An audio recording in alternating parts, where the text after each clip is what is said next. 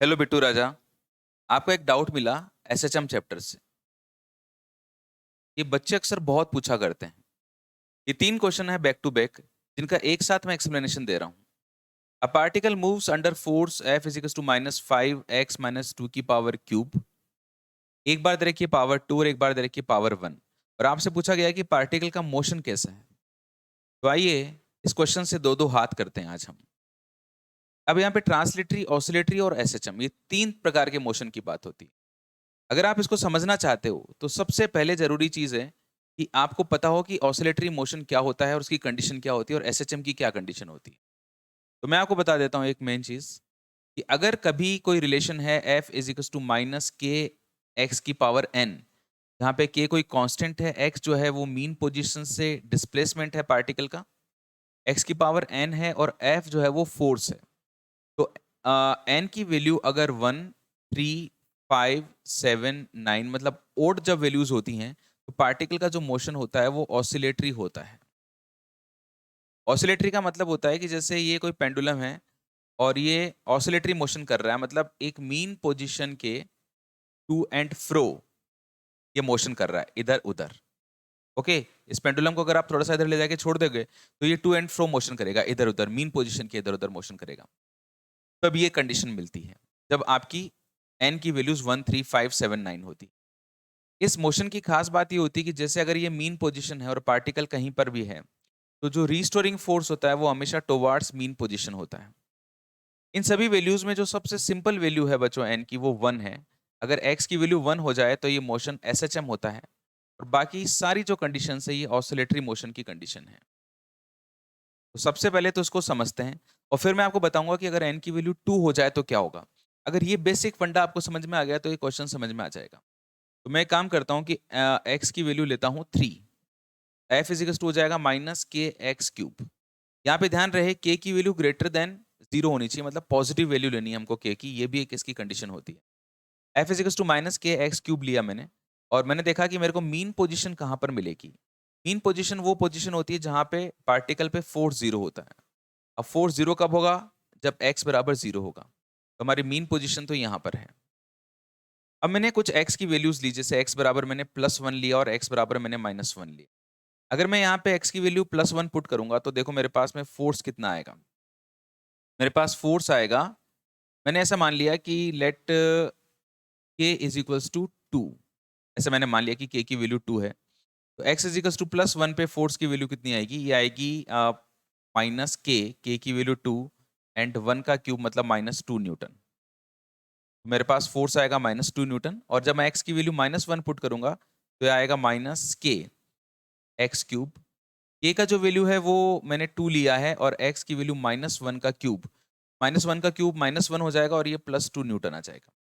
देखो अगर मैं इसको यहाँ पे रिप्रेजेंट करता हूँ तो x की वैल्यू जब +1 है और x की वैल्यू जब -1 है तो मेरे को फोर्स कितना कितना मिला। x की वैल्यू जब +1 थी तो मेरे को फोर्स मिला -2 न्यूटन। -2 न्यूटन का मतलब इस तरफ, माइनस की तरफ। और x बराबर जब -1 था तो मेरे को फोर्स मिला +2 न्यूटन, ऐसे। तो जो मेरा फोर्स है वो हमेशा टुवर्ड्स मीन पोजीशन है। ये मीन पोजीशन की तरफ है, जब मैं यहाँ पर हूँ तो भी मीन पोजीशन की तरफ है और यहाँ पर हूँ तो भी मीन पोजीशन की तरफ है। तो जब हमेशा जो रिस्टोरिंग फोर्स होता है जब वो मीन पोजीशन की तरफ होता है तो हम लोग बोलते हैं कि ये पार्टिकल ऑसिलेटरी मोशन करता है। डन। तो एक कंडीशन मैंने आपको बताई। अब यहाँ पे 3 की जगह आप 5 लोगे, 7 लोगे, हमेशा यही आएगा। चलो एक काम करता हूँ, मैं यहाँ पर एफ इजिकल्स टू -kx लेके समझता हूँ। तो मैंने इसको एसएचएम बोला है, ये क्या होता है। तो x की सबसे छोटी पावर ले ली और k की वैल्यू मान लीजिए मैंने 2 ले ली। एफ इजिकल्स टू -2x हो गया। तो मेरे को मीन पोजीशन कहाँ पे मिलेगी? x बराबर 0 पर। ये x बराबर 0 और अब मैंने x इजिकल्स टू +1 और x इजिकल्स टू -1 ले लिए, 2 पॉइंट्स। x इजिकल्स टू +1 पर देखो क्या होगा, फोर्स आएगा, यहाँ पे +1 रखा तो -2 न्यूटन और -1 लिया तो ये आया -2 इंटू -1 मतलब +2 न्यूटन। तो जब +1 पर है तो फोर्स आपका -2 न्यूटन आ रहा है और -1 पर है तो फोर्स आपका +2 न्यूटन आ रहा है, मतलब टुवर्ड्स मीन पोजीशन आ रहा है। मैं ये मान के चल रहा हूँ कि अगर मेरा फोर्स इस तरफ आता है तो मैं पॉजिटिव ले रहा हूँ और अगर इस तरफ आता है तो मेरा नेगेटिव ले रहा हूँ। फोर्स टुवर्ड मीन पोजीशन है। SHM is a simplest case of oscillatory motion. तो ये बात तो तय हो गई कि जब आपकी जो पावर्स है वो 1, 3, 5, 7, 9 होगा, तो फोर्स हमेशा टुवर्ड्स मीन पोजीशन होगा। चलिए अगर मैं इसकी पावर जो है वो कोई इवन नंबर ले लेता हूँ, जैसे n की वैल्यू 2, 4, 6 ऐसे ले ली, तो देखो क्या होगा। तो मान लीजिए मैंने n की वैल्यू 2 ले ली, तो माइनस के एक्स स्क्वायर हो गया। अब मीन पोजीशन कहाँ पे मिलेगी, जहाँ पे फोर्स 0 होगा, और फोर्स 0 कहाँ पर होगा, x बराबर 0 पर। अब मैंने x बराबर +1 और x बराबर -1 ये 2 पॉइंट्स लिए हैं। ये मेरी लाइन हो गई जिस पे मोशन हो रहा है, x बराबर +1 और x बराबर -1। तो x बराबर +1 रखा, तो माइनस के, चलो k की वैल्यू में 2 मान लेता हूँ ना, 2 + 1 का होल स्क्वायर, तो ये -2 न्यूटन आ गया। -1 रखा, k की वैल्यू 2, x की वैल्यू -1 का होल स्क्वायर, -1 का होल स्क्वायर 1 हो जाएगा, और ये फिर से -2 न्यूटन आया। तो ये शो कर रहा है कि जब मैं x बराबर +1 पर हूँ तो फोर्स इधर है, और जब मैं -1 पर हूँ तो भी फोर्स इधर है। मतलब फोर्स एक पर्टिकुलर एक स्पेसिफिक डायरेक्शन में है। जब फोर्स एक स्पेसिफिक डायरेक्शन में लगता है तो उसका मतलब पार्टिकल ये किधर भी जा रहा हो, ये इस पार्टिकल को आखिर मजबूर कर देगा अपनी तरफ आने के लिए। ये इस पार्टिकल को फाइनली मजबूर कर देगा खुद की तरफ आने के लिए, और खुद की तरफ ले जाएगा। और पार्टिकल को किस टाइप का मोशन देगा ये देगा ट्रांसलेटरी मोशन। ओके, तो ये आपके क्लियर हो गया होगा कि एन इज इक्वल्स टू, अगर इवन नंबर है तो आपका फोर्स हमेशा ट्रांसलेटरी मोशन प्रोवाइड करवाता है। अब मैं आपको इस पर्टिकुलर प्रॉब्लम पर लेकर आता हूँ, और इसकी एक एक कंडीशन डिस्कशन करते हैं। जैसे पहला वाला जो केस है उसको लेता हूँ मैं। फर्स्ट वाले केस को एक बार डिटेल में डिस्कशन करते हैं कि आखिर मोशन कैसा होगा। पहले वाले केस में आपको फोर्स दिया हुआ है -5x-2 का होल क्यूब।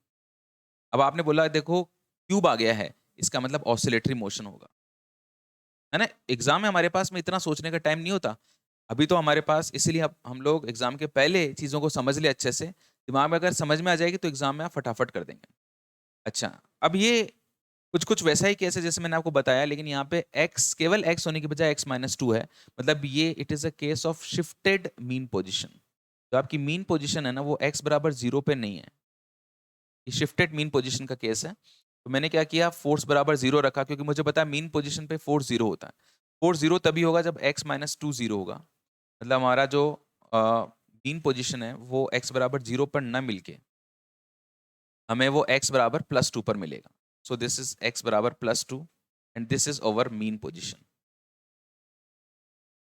अब मैं देखता हूँ कि पार्टिकल का मोशन कैसा है। तो मैंने 2 पॉइंट्स लिए, एक तो लिया मैंने x बराबर +3 जो इस तरफ था, और एक मैंने इस तरफ ले लिया, कुछ भी ले लो आप, x बराबर 0, -1, -2, चलो मैंने -1 ले लिया।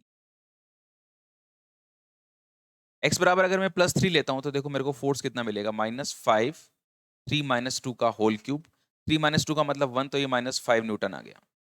और -1 इसका मतलब है x की वैल्यू -1 रखो आप, तो ये -5 -3 का क्यूब, -3 का क्यूब हो जाएगा 3 × 3 × 3 मतलब 27 विद माइनस साइन। तो ये माइनस और माइनस जो है ये प्लस में आ जाएगा आपका आंसर, ठीक है ना। ये आपका 35 हो गया, 7 × 5 = 35 और 3 तो 135 न्यूटन हो गया। ओके, तो देखो x बराबर +3 पर जब मेरा पार्टिकल था तो मेरा फोर्स आया -5 न्यूटन, ऐसे मीन पोजीशन की तरफ आ रहा है। और जब x बराबर -1 था तो भी इधर की तरफ आया। ये बात अलग है कि वो -135 न्यूटन आया, काफी ज्यादा आया, लेकिन दोनों ही फोर्सेस मीन पोजीशन की तरफ है, तो ऑसिलेटरी मोशन होगा, ये तय हो गया। टुवर्ड्स मीन पोजीशन है तो मोशन कैसा होगा, ऑसिलेटरी। तो हम लोगों ने देखते ही बता दिया था, बस यहाँ पे एक अलग चीज थी कि शिफ्टेड मीन पोजीशन का केस है, यहाँ पे मीन पोजीशन शिफ्ट हो गई। अच्छा, अब जो मुझे क्वेश्चन के अंदर दूसरा केस दिया हुआ है वो लेता हूं मैं। ये पावर 2 है। पावर 2 आती ही पहली बात तो आप ये समझ गए कि भाई एसएचएम और ऑसिलेटरी तो नहीं है, ये केवल आपका ट्रांसलेटरी मोशन होगा, लेकिन शिफ्टेड मीन पोजीशन के साथ होगा।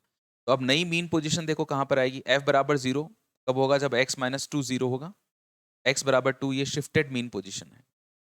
दिस इज x बराबर 0, this is x is equals to +2 and this is shifted mean position. Okay, this is new mean position और new shifted mean position.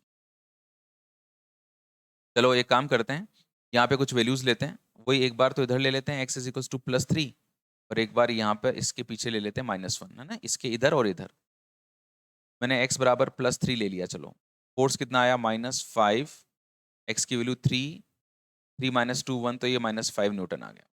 -5 Newton का मतलब यूं आया फोर्स।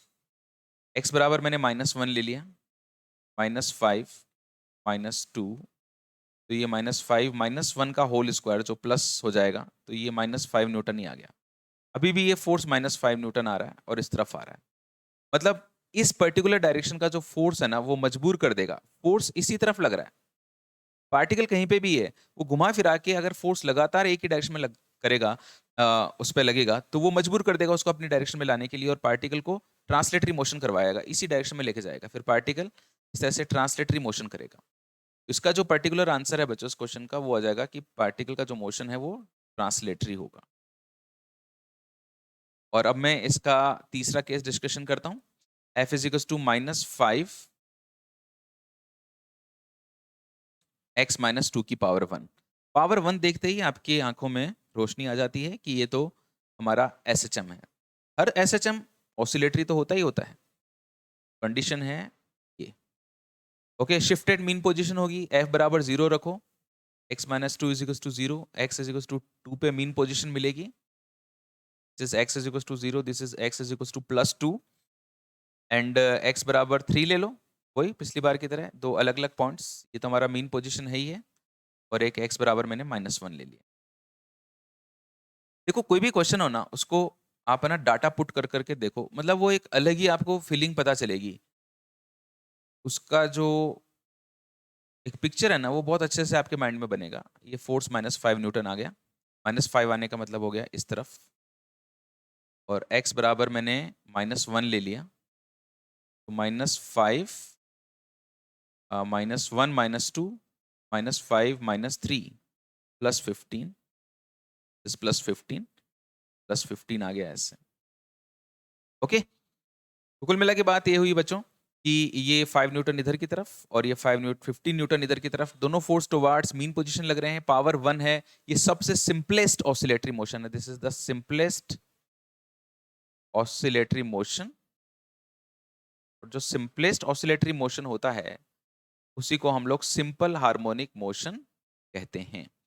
तो इस पर्टिकुलर केसेस में SHM भी हो गया एंड ऑसिलेटरी भी हो गया। तो आपको तीनों क्वेश्चंस के आंसर मिल गए हैं, पर मैं फिर इस क्वेश्चन में आपको बता देता हूं कि मैंने आपको क्या बताया है। देखो पहले वाले क्वेश्चन में पावर क्यूब लगी हुई है, तो केवल ऑसिलेटरी मोशन इसका करेक्ट आंसर होगा। डन। इसमें पावर 2 लगी हुई है, केवल ट्रांसलेटरी मोशन आंसर होगा। इसमें पावर 1 लगी हुई है, ऑसिलेटरी भी होगा और SHM भी होगा, है ना, तो बोथ 2 एंड 3। इसका जो करेक्ट आंसर है वो 4th चला जाएगा। जल्दीबाजी में केवल SHM मत लगा देना, जो SHM होता है वो ऑसिलेटरी तो होता ही होता है। Both 2 and 3 are correct answer. I think आपको आपके क्वेश्चन का आंसर मिल गया होगा। इसी प्रकार से जो भी आपके क्वेश्चंस हो आप वो मेरे को भेजिए। मैं आपसे प्रॉमिस तो नहीं करता, लेकिन मैं कोशिश पूरी करूंगा कि आपको उसका जल्दी से जल्दी आंसर भेजूं। Thanks for watching. आप आए यहाँ पर, आशा है आपको आपके आंसर का, आपके क्वेश्चन का आंसर मिला होगा। Thanks for watching, love you so much and God bless you. Keep connected with APG की दुनिया। अगर आप इस पे नए हैं तो उसको सब्सक्राइब कर लीजिए, क्योंकि आपके बहुत काम आने वाली है।